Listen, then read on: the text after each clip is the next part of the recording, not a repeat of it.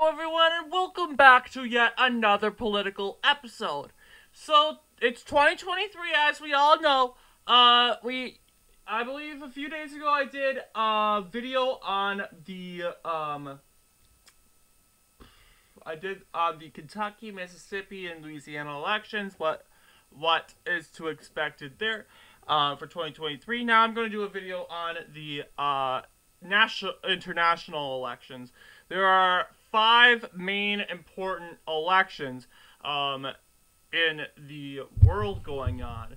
The first being Argentina. Now, Argentina, the thing you need to know about Argentina, it runs like a socialist country sort of deal. It's pretty very left wing, if you ask me.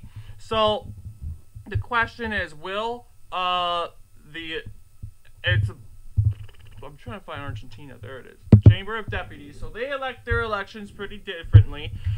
Taking a look here, they elect their president when it comes with the Chamber of Deputies. In the Chamber of Deputies, each deputy is assigned in a Argentine state. So here is the map of Argentina. There are multiple political parties, but the two biggest being, I'm gonna get up that election.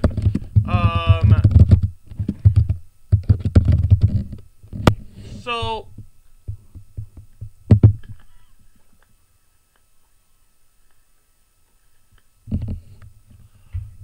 this election is to be held later in the year, the 29th of October. So, when it comes to this, so yeah, Chamber of Deputies, each deputy is assigned a state, or they come from different states. It must be even when popular states, you'll see here, Buenos Aires has 13, while it goes by like population here. This one having 35, having the most. So, as we know, each is assigned a deputy. It's like we have electoral votes. They have these deputy votes. And the incumbent president is Alberto Angel Fernandez, and he comes from the very popular Justicialist Party. It is, if not the most popularist political party in Argentina. It is more of a liberal. If you ever heard of Perón, I'm blundering on his first name, but Perón was a very popular, I would say, dictator type individual. Juan Domingo Perón. He was the president, and he ruled Argentina with the iron fist all the way from he was president two times. From 1946 to 1955, he was deposed in a coup, and then he comes back in 1973 and 1974. He's like, less than a year in office. I don't know what happened to him. Probably, yeah, he died in office. With less than a year. So yeah, there's the Argentine elections.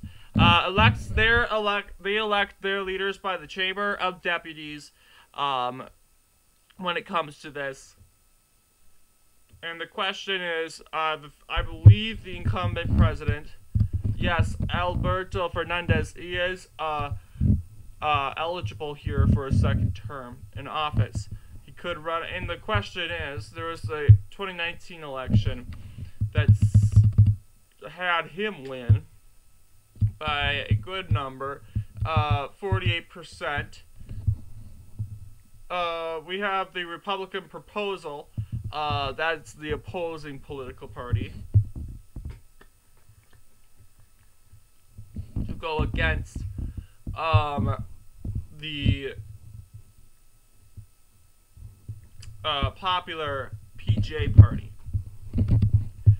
So that's Argentina. Going down, we have our next elections. Pakistan. Pakistan is more of a very good conservative country, but they do have a more of a liberal population there also. Let's keep in mind the government is very conservative, very far right. They have very good influence in these elections. As you can see, Argentina pretty much, not Argentina, Pakistan elects their countries not by state. They do it by district. And you can see it's pretty much everywhere. You have this area, like these little dots here. There goes one. So you can pretty much play around with Pakistan. And when it comes to that, Pakistani general election,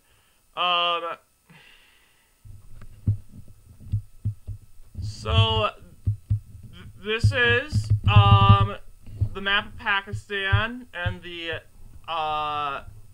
National Assembly constituency map after the delimation. So who's the incumbent prime minister? Excuse me, they have prime minister. Mian Mohammed Shahbaz Sharif. He is the 23rd prime minister of Pakistan.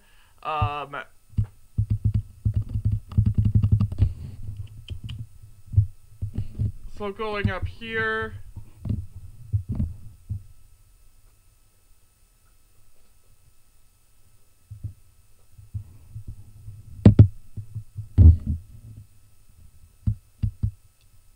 And you can see here there's Imran Khan, and he was elected prime minister in this election. I don't know what happened to him. He must have resigned or something. He's a part of this little party here. More center. And then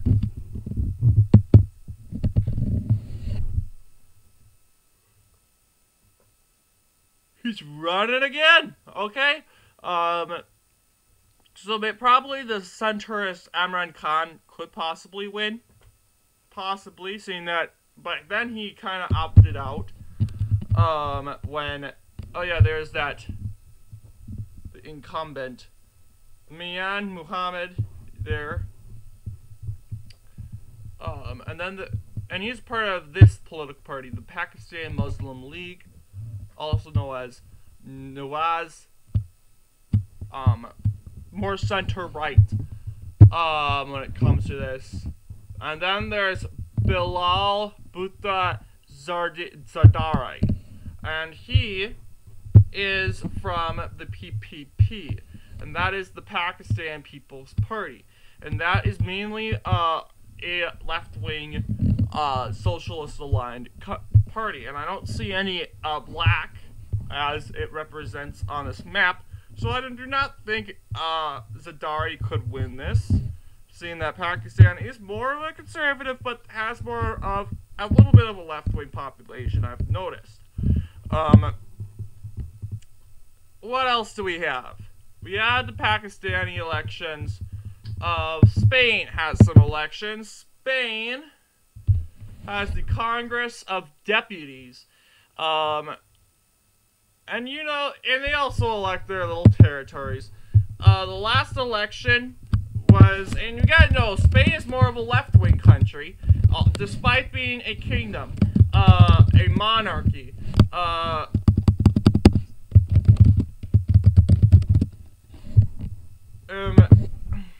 And having a Roman Catholic population.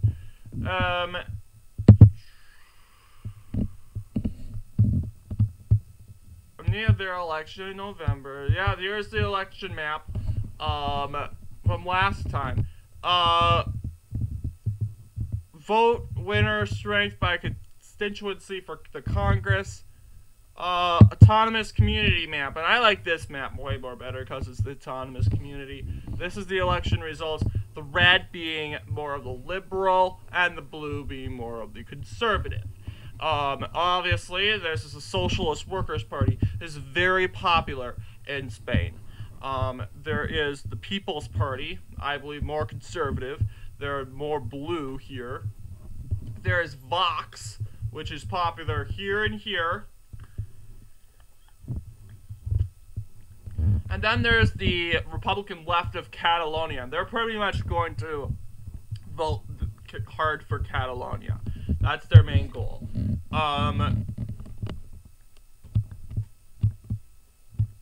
So incumbent prime minister, he won this election.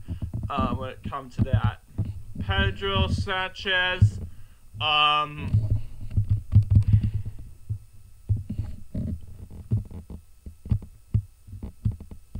And now, I believe, yeah, the incumbent Pedro Sanchez, he is eligible for another term. He has some opponents, so he's part of the Socialist Workers' Party. Alberto Núñez Feijóo, he's a part of the People's Party. We have Santiago Abascal Conde, he is part of the Vox Party. And this party is more, it's a split from the People's Party. It's very far right when it comes to this. So Vox, more of a far right political party, split from the moderate conservative People's Party. Pontevedra, oh yeah, these are the moderate ones. There's Yolanda Diaz, she comes from Sumar. Yeah, more of these left-wing political parties. Gabriel Rufián, he comes from the Republican left of Catalonia sovereignists, so more of the Catalonia independence party. We can expect Catalonia to go right for them. Inés Hernández comes from the Citizens Party of the Citizenry. This is more of a, let's see, central right, however more liberal. So we have these elections. These elections are taking place, and it's important to know when these elections are taking place. No later than the 10th of December of 2023. So it could be any time. So, and in Pakistan, these elections are no later than October. So I'm probably going to keep my eye out on them and see when they are going to go.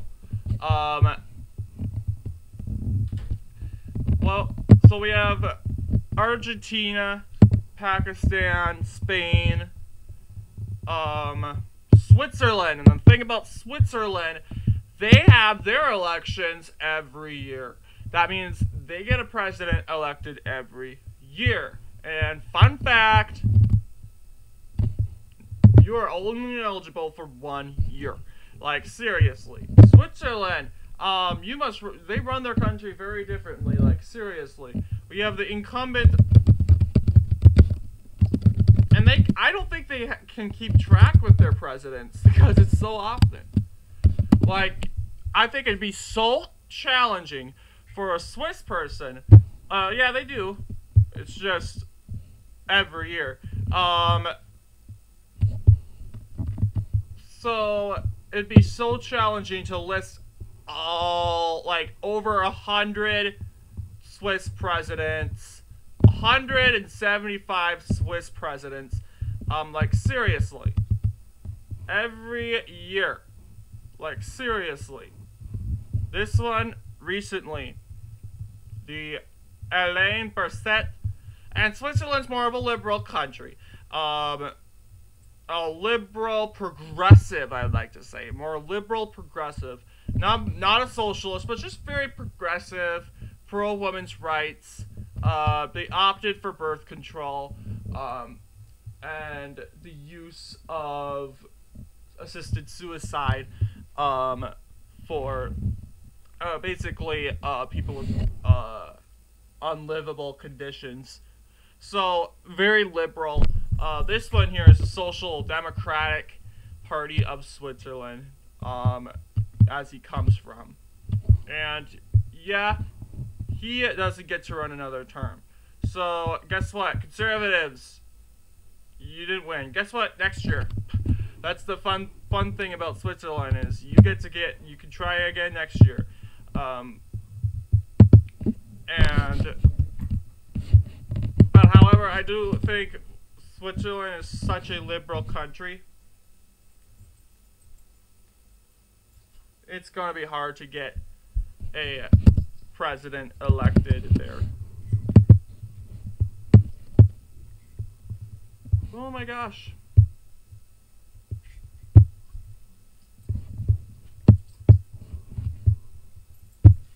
I don't know what's going on my computer. It's like living on its own. Alright, so we got Switzerland. Well, I gotta look up those. Oh my gosh. I don't know what's going on. 2023.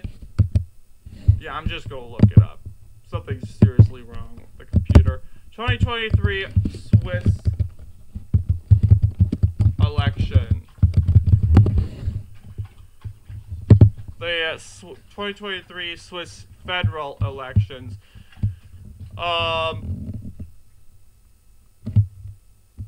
don't know myself if, and here's the geographical summary when it comes to that. The SVP, the UDC, taking the lead so far since 2019. And their president's supposed to be re-elected here too. So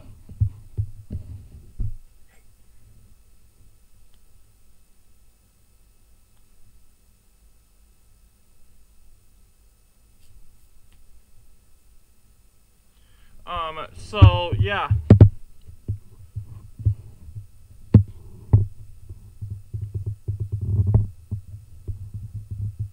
Turkey.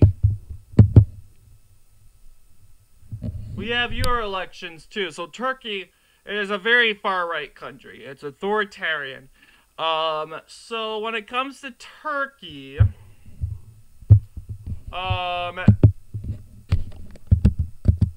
and we know this later. We have the incumbent president, Recep Tayyip Erdogan, and he is the 12th and current president since 2014. Pretty popular. Many associate him like as a dictator. He is very authoritative. When it comes to that, comes from the AKP. That being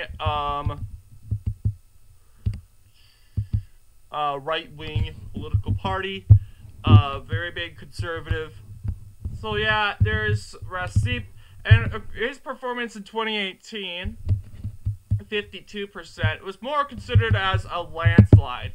The orange being states, or whatever you call them, going to Mr. Recep when it comes to that. So Recep taking a good majority of Turkey. Winning 52%, the rest winning 30%. So the idea here is pretty much, yeah, the Turkish authoritarian leader probably going to win, honestly. I do not see what reason why he wouldn't be winning re-election. Of course, his opponents would probably vote against him, but then again, it's like Putin. Putin's still going to win. People in Russia hate Putin, but Putin's still going to win. He's 90%. Putin's gonna win. It doesn't matter if you hate the president or not of Russia. He's still gonna win. Like, the government loves him, the people don't, and that's what matters. Our country, it's the people's vote, but in Russia, it's the government that kind of gets to have the say. So yeah, these are our 5 elections. 5 main important elections to come in 2023. The Turkish election here, and they could pretty much happen anytime. June. That's what we're going to take a look at first. is the Turkish election, which will be taking place here in June 18th. That is the first round. And then, however, if they'll do a second round if necessary on July 2nd. So we will know if the Turkish leader will get reelected before July 4th for sure. So yeah, thank you all for watching, and I'll be covering those Turkish elections in the summertime also. Thank you all for watching, and I'll see you guys in the next political episode.